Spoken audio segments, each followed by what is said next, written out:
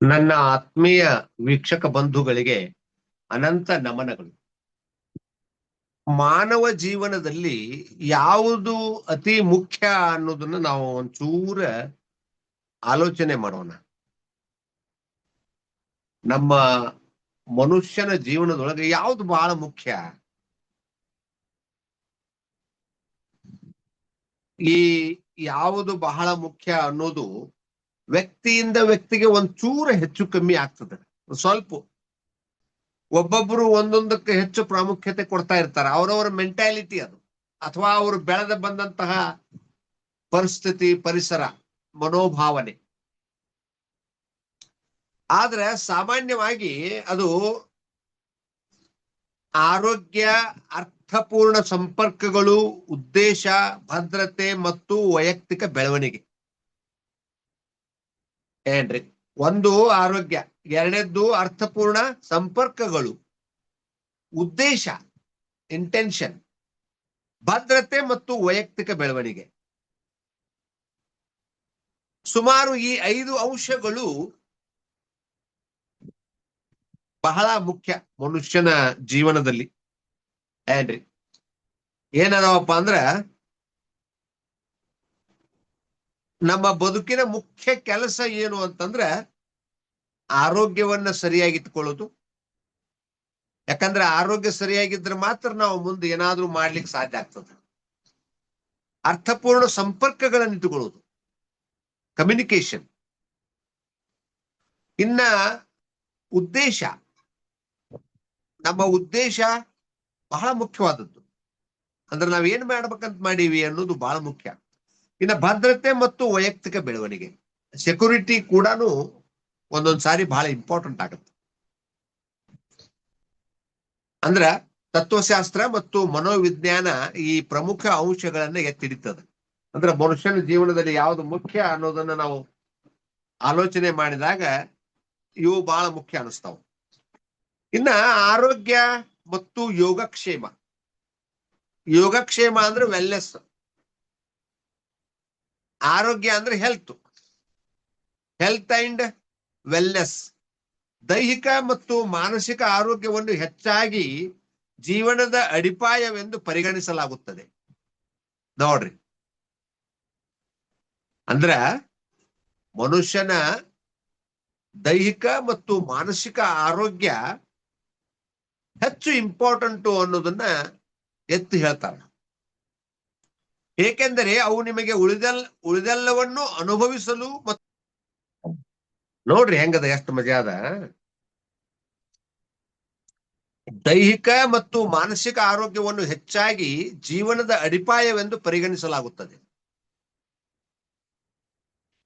ಏಕೆಂದರೆ ಅವು ನಿಮಗೆ ಉಳಿದ ಎಲ್ಲವನ್ನು ಅನುಭವಿಸಲು ಮತ್ತು ಪರಿಗಣಿಸಲು ಉಪಯೋಗ ಆಗ್ತದೆ.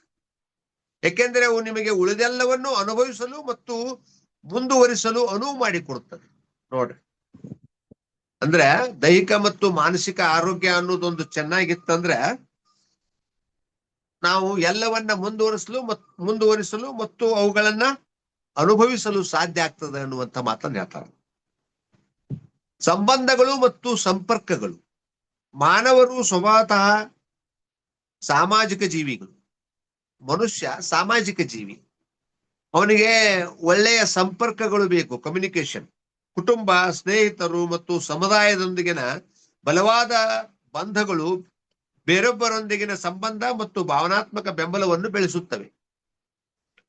ಇನ್ನ ಉದ್ದೇಶ ಮತ್ತು ಕೊಡುಗೆ ಅಂದ್ರೆ ಗುರಿಗಳನ್ನು ಹೊಂದಿರುವುದು, ಅರ್ಥಪೂರ್ಣ ಕೆಲಸ ಮಾಡುವುದು ಮತ್ತು ಜಗತ್ತಿಗೆ ಅಥವಾ ನಿಮಗಿಂತ ಹೆಚ್ಚಿನದಕ್ಕೆ ಕೊಡುಗೆ ನೀಡುವ ಪ್ರಜ್ಞೆಯು ಜೀವನಕ್ಕೆ ಆಳವಾದ ಅರ್ಥವನ್ನು ನೀಡುತ್ತದೆ.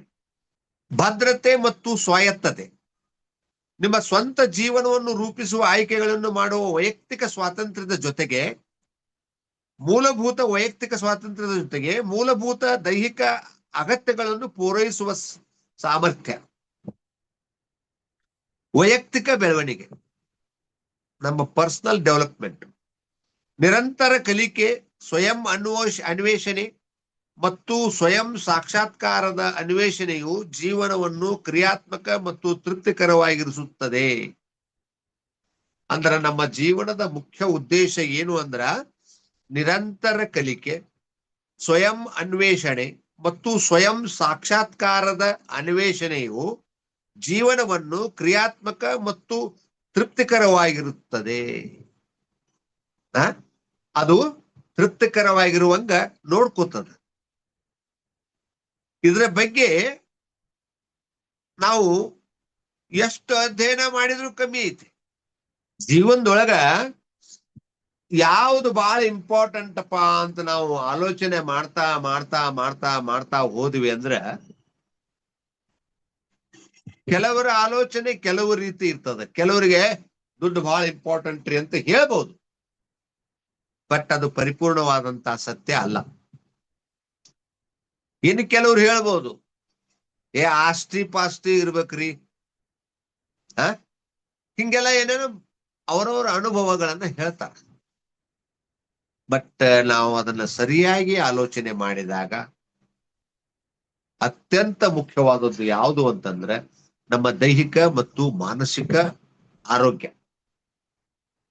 ಇವೆರಡೂ ಚೆನ್ನಾಗಿದ್ವು ಅಂದ್ರೆ ಉಳಿದಿದ್ದು ಎಲ್ಲವನ್ನೂ ನಾವು ಅನುಭವಿಸಲು ಸಾಧ್ಯ ಆಗ್ತದೆ.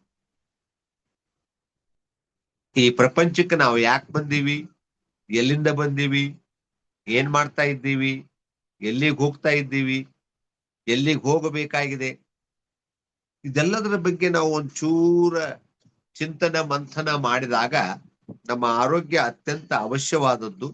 ಆರೋಗ್ಯವನ್ನ, ಮಾನಸಿಕ ಮತ್ತು ದೈಹಿಕ ಆರೋಗ್ಯವನ್ನ ಚೆನ್ನಾಗಿಟ್ಟುಕೊಂಡು ನಾವು ಇಲ್ಲಿಂದ ಸಾಕ್ಷಾತ್ಕಾರವನ್ನ ಅನುಭವಿಸಬೇಕಾಗಿದೆ ಅನ್ನುವಂಥ ಮಾತನ್ನ ಹೇಳ್ತಾ ನನ್ನ ಈ ಇವತ್ತಿನ ವಿಡಿಯೋವನ್ನು ಮುಗಿಸ್ತಾ ಇದ್ದೀನಿ ಸರ್. ದಯವಿಟ್ಟು ಲೈಕ್ ಮಾಡ್ರಿ, ಶೇರ್ ಮಾಡ್ರಿ, ನಮಗೆ ಸಪೋರ್ಟ್ ಮಾಡ್ರಿ, ಸಬ್ಸ್ಕ್ರೈಬ್ ಆಗ್ರಿ. ನೀವಾಗಿದ್ರೆ ಅದು ಬೇರೆದವ್ರಿಗೆ ಆಗ್ಲಿಕ್ಕೆ ಹೇಳ್ರಿ ಅಂತ ನನ್ನ ಮಾತುಗಳನ್ನು ಮುಗಿಸ್ತಾ ಇದ್ದೀನಿ. ಮುಂದಿನ ವಿಡಿಯೋದಲ್ಲಿ ಭೇಟಿಯಾಗೋಣ. Thank you.